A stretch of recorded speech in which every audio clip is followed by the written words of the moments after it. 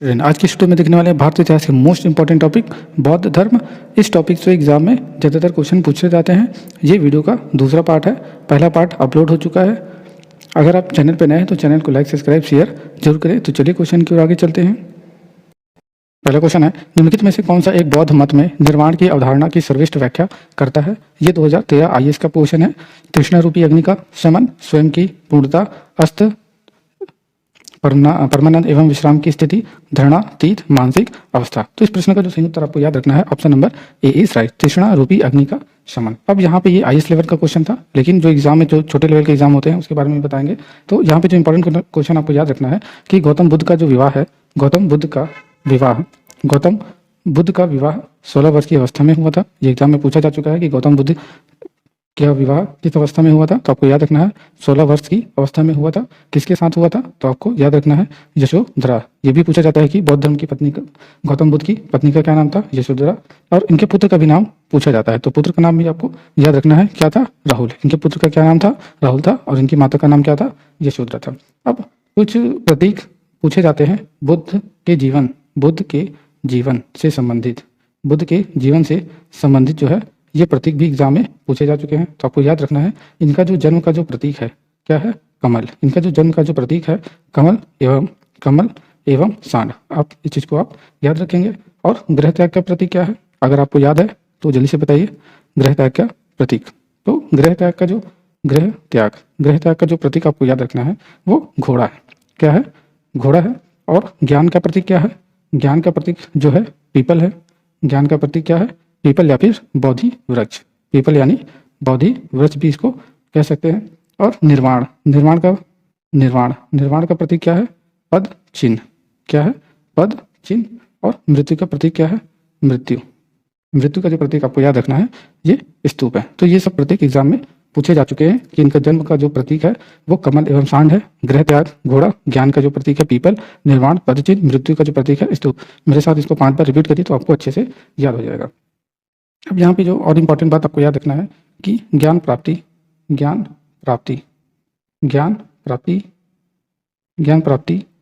के बाद, यहाँ पे गलत टाइपिंग हो जा रहा है। ज्ञान प्राप्ति के बाद सिद्धार्थ बुद्ध के नाम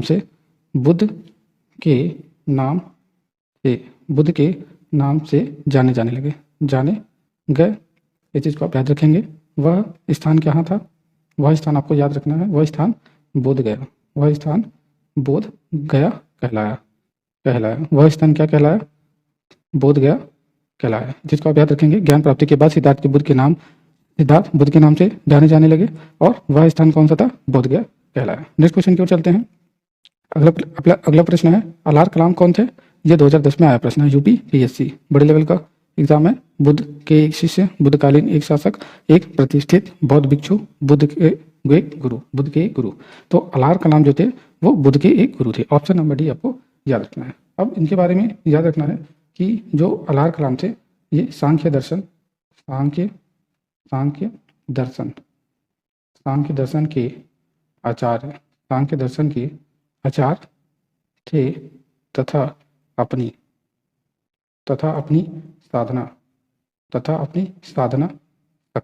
अपनी साधना शक्ति के लिए विख्यात थे। और अगली बात जो आपको याद रखनी है, बुद्ध ने अपने सर्वाधिक उपदेश, ये एग्जाम में पूछा जा चुका है कि बुद्ध ने सर्वाधिक उपदेश कहाँ दिया था? तो आपको याद रखना है कौशल देश की राजधानी श्रावस्ती। क्या याद रखना है? श्रावस्ती आपको याद रखना है। और अगला जो इंपॉर्टेंट क्वेश्चन है जो एग्जाम में आ चुका है, और इनके जो प्रमुख अनुयायी याद रखना है। प्रमुख अनुयायी शासक आपको याद रखना है कौन कौन थे? बिंबिसार,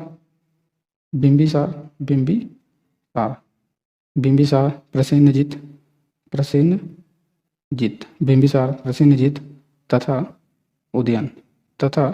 उदयन। ये सब प्रमुख अनुयायी शासक थे। ये एग्जाम में पूछा जा चुका है। और क्या पूछा जाता है एग्जाम में? पूछा जाता है कि मल्लों ने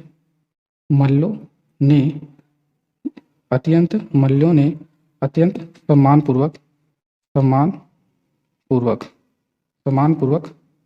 बुद्ध का बुद्ध का अंत्येष्टि संस्कार किया, अंत्येष्टि संस्कार किया। और यहाँ पे जो याद रखने वाली जो बात है, ये बुद्ध के मृत्यु के बाद, बुद्ध के मृत्यु के बाद शरीर के अवशेषों को 8 भागों में, शरीर के अवशेषों को 8 भागों में बांटकर, उनको 8 भागों में बांटकर उन पर 8 स्तूपों का निर्माण कराया, उन पर 8 स्तूपों का निर्माण कराया गया। यहाँ पे पूरा नहीं लिख रहे हैं क्योंकि यहाँ जगह कम है। बुद्ध की मृत्यु के बाद शरीर के अवशेषों को 8 भागों में बांट दिया गया, फिर उनको जो है 8 स्तूपों का निर्माण कराया गया। नेक्स्ट क्वेश्चन की ओर चलते हैं। अगला प्रश्न है, महात्मा बुद्ध ने अपना पहला धर्म चक्र परिवर्तन किस स्थान पर दिया? ये 2004, 5, 99 और 11 में आया प्रश्न है। तो इस प्रश्न का सही उत्तर क्या होगा? तो इस प्रश्न का जो सही उत्तर आपको याद रखना है, लुम्बिनी में, पाटलिपुत्र में, सारनाथ में, वैशाली में। तो इसका जो सही आंसर है option number B is right, Sarnath में। अब यहाँ पे जो मोस्ट इंपॉर्टेंट क्वेश्चन जो आपको याद रखना है, जो एग्जाम में कई बार पूछे जा चुके हैं, तो ये पूछा जाता है कि विश्व दुखों से भरा है, विश्व दुखों से भरा है। तो ये जो सिद्धांत है, ये कहाँ से लिया गया है? ये बुद्ध के उपनिषद से लिया गया है, बुद्ध के उपनिषद से लिया गया है कि विश्व दुखों से भरा है। ये कहाँ से लिया गया है? बुद्ध के उपनिषद से लिया गया है। और एग्जाम में ये भी पूछा जाता है कि बौद्ध धर्म के त्रिरत्न कौन कौन हैं? बौद्ध धर्म के त्रिरत्न एग्जाम में पूछे जा चुके हैं कई बार, जो एग्जाम दे चुके हैं उनको पता होगा कि त्रिरत्न कौन कौन है। तो पहला है बुद्ध, दूसरा है धम्म, पहला बुद्ध, दूसरा धम्म और तीसरा है संघ। तीसरा क्या है? संघ। ये चीज़ को आप याद रखेंगे। अगली बात आपको जो याद रखनी है कि बुद्ध ने अपने उपदेश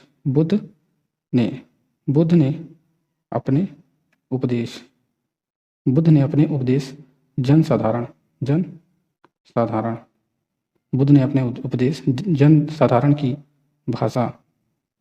की भाषा पाली में दिए। इस चीज़ को आप याद रखेंगे। अब यहाँ पे जो एग्जाम में पूछा जाता है कि प्रथम बौद्ध संगीति जो है कब आयोजन किया गया था? तो याद रखना 483 ईसा पूर्व में कब आयोजित किया गया था? 483 ईसा पूर्व में। कहाँ पर किया गया था? राजगृह। कहाँ पर किया गया था? राजगृह में किया था। और उसके अध्यक्ष कौन थे? तो अध्यक्ष आपको याद रखना है महाकश्यप। अध्यक्ष कौन थे? महाकश्यप थे। और उस समय के जो शासन कौन थे? तो जो राजा थे उस समय के वो अजात शत्रु थे। कौन थे? अजात शत्रु। तो इस चीज़ को आप याद रखेंगे। और यहाँ पर द्वितीय बौद्ध संगति पूछा जाता है, कब और कहाँ हुआ था? तो 383 ईसा पूर्व कहाँ पर? वैशाली में किया गया था। कहाँ पर किया गया था? वैशाली में किया गया था। और तृतीय भी पूछा जाता है, तृतीय बौद्ध संगति का आयोजन कब किया गया था? 255 ईसा पूर्व। 255 ईसा पूर्व में कहाँ पर? पाटलिपुत्र। यहाँ पाटली गलत हो गया, पाटलिपुत्र पटना में हुआ था। नेक्स्ट क्वेश्चन की ओर चलते हैं। अगला प्रश्न है, बुद्ध ने अपना पहला उपदेश कहाँ दिया था? काशी में, कुशीनगर, सारनाथ, बोधगया। ये 2013 में आया प्रश्न है। तो इस प्रश्न का जो सही उत्तर आपको याद रखना है option number B is right, Sarnath. अब यहाँ पे इंपॉर्टेंट बात आपको याद रखना है कि बुद्ध ने अपने सर्वाधिक उपदेश कहाँ दिए थे? तो कौशल देश की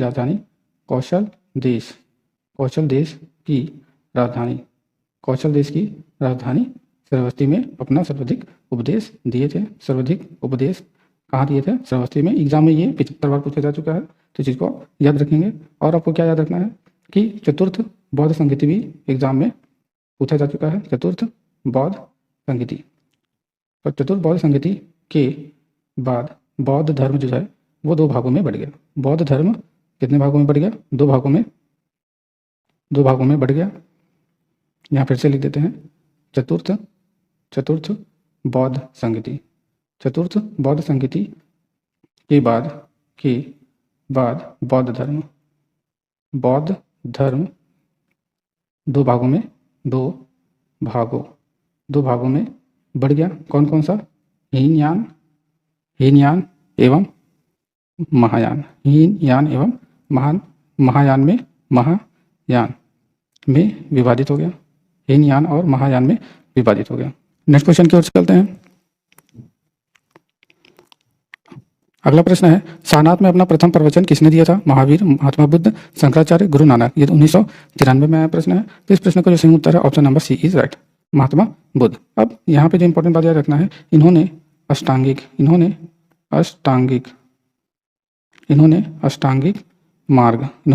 मार्ग की बात कही। इन्होंने अष्टांगिक मार्ग की बात कही। और पहला जो है कौन कौन सा है वो? पहला है सम्यक दृष्टि। पहला क्या है? सम्यक दृष्टि। दूसरा है सम्यक संकल्प।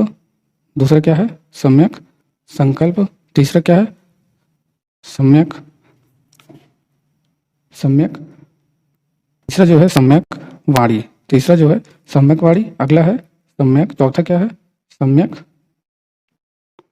कर्मार्थ। अगला है सम्यक आजीव। सम्यक आजीव। और अगला है सम्यक व्यायाम। ऐसे और भी हैं जो आपको याद रखने हैं। नेक्स्ट क्वेश्चन की ओर चलते हैं। अगला प्रश्न है, गौतम बुद्ध अपना प्रथम उपदेश कहाँ दिए थे? वैशाली, सारनाथ, कौशाम्बी, पावापुरी। ये 2015 में आया प्रश्न है। तो गौतम बुद्ध ने अपना प्रथम उपदेश कहाँ दिए थे? तो आपको याद रखना है कहाँ पर दिया था? सारनाथ में। Option number C is right. और सबसे ज़्यादा जो सर्वाधिक उपदेश कहाँ दिए थे? तो जल्दी से बताइए। सर्वाधिक उपदेश। तो सर्वाधिक उपदेश जो है, सर्वाधिक उपदेश आपको याद रखना है कौशल देश की राजधानी श्रावस्ती। आपको याद रखना है। Next question. अगला प्रश्न है, ग्रंथों में उल्लिखित धर्मचक्र परिवर्तन है। उनका बुद्ध का दर्शन, सारनाथ में दिया गया उनका प्रथम उपदेश, उनके धार्मिक आदर्श, बौद्ध अनुष्ठान। तो ये 2004 में आया प्रश्न है। तो इस प्रश्न का सही उत्तर क्या होगा? तो इस प्रश्न में जो सही उत्तर है वो सारनाथ में दिया गया उनका प्रथम उपदेश। Option number B is right. Next question. अगला प्रश्न है, धर्मचक्र परिवर्तन किया गया था सांची में, सारनाथ में, श्रावस्ती में, वैशाली में। तो ये 2015 में आया प्रश्न है। तो इस प्रश्न का जो सही उत्तर आपको याद रखना है option number C is right, Sarnath में। अब यहाँ पे जो इम्पॉर्टेंट क्वेश्चन है, बौद्ध धर्म की प्रमुख पुस्तक, ये एग्जाम में पूछा जाता है। तो कौन सी है? तो आपको याद रखना है बौद्ध धर्म की जो प्रमुख पुस्तक है वो अंगुतर निकाय है। क्या है? अंगुतर निकाय। इस चीज को आप याद रखेंगे। Next question. अगला क्वेश्चन है, बुद्ध ने सर्वाधिक उपदेश दिए थे वैशाली में, कौशाम्बी में, श्रावस्ती में, राजगिरी में। ये 2011 में प्रश्न आया हुआ है। तो इस क्वेश्चन का जो सही उत्तर है option number B is right, Shravasti में। Next question.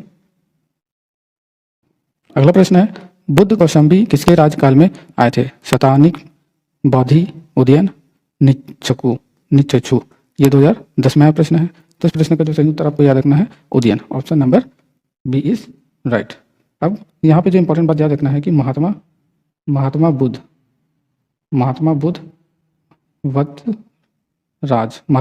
वत्सराज उदयन के शासनकाल में कौशाम्बी आए थे। और नेक्स्ट क्वेश्चन की ओर चलते हैं। अगला प्रश्न है, बुद्ध की मृत्यु के पश्चात प्रथम बौद्ध संगति की अध्यक्षता की गई थी? महाकश्यप द्वारा, धर्मसेन द्वारा, नागसेन द्वारा, अजातशत्रु द्वारा। ये 2000 में आया प्रश्न है।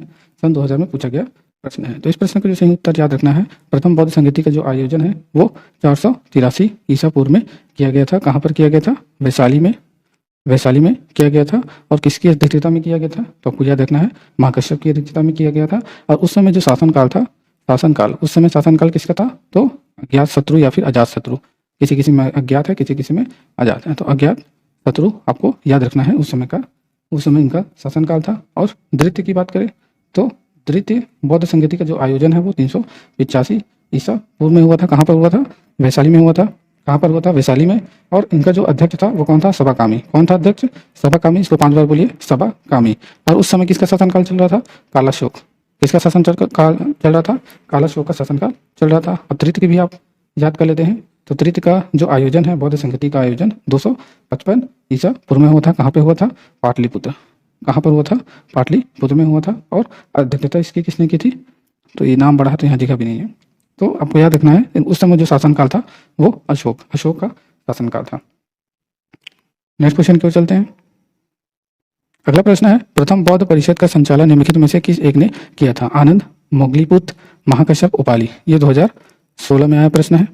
तो इस प्रश्न का जो सही उत्तर है वो क्या हो जाएगा? Option number B is right, Mahakashyap. Next question है, सप्तपड़ी गुफा स्थित है सांची में, राजगृह में, नालंदा में, पावापुरी में। 2014 में आया प्रश्न है। तो सप्तपड़ी गुफा जो है ये कहाँ पे है? ये राजगृह में स्थित है। नेक्स्ट क्वेश्चन है, भगवान बुद्ध के महापरिनिर्वाण के बाद पहली बौद्ध संगति हुई थी? राजगृह में, गया में, पाटलिपुत्र में, वैशाली में, उपरोक्त में से कोई नहीं। तो ये 2018 का प्रश्न है, 18 में आया वो प्रश्न है। तो इस प्रश्न का जो सही उत्तर आपको याद रखना है वो क्या है? राजगृह या फिर राजगीर में। Next question,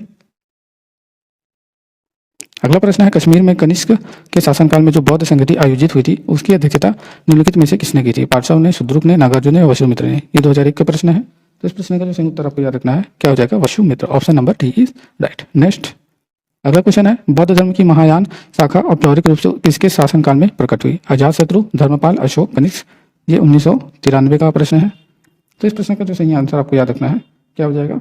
option number D is right, Kanishka. Next question है, कनिष्क के शासनकाल में बौद्ध सभा किस नगर में आयोजित की गई थी? मगध, कश्मीर, पाटलिपुत्र, राजगृह। ये 2005 में आया प्रश्न है। तो कनिष्क के शासनकाल में बौद्ध सभा किस नगर में आयोजित की गई थी? तो आपको याद रखना है कश्मीर में। Option number C is right. ये वीडियो का लास्ट क्वेश्चन था। अगर आपको वीडियो अच्छा लगा तो चैनल को लाइक, सब्सक्राइब, शेयर जरूर करें। वीडियो देखने के लिए धन्यवाद।